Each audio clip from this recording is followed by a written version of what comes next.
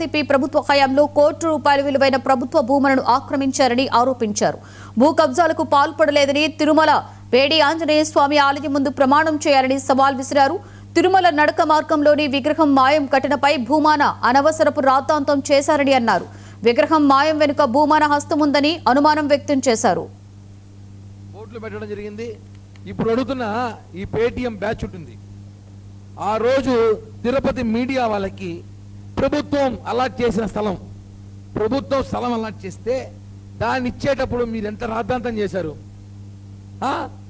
ఎంత రాద్ధాంతం చేశారు, ఎన్ని స్టోరీలు పెట్టారు.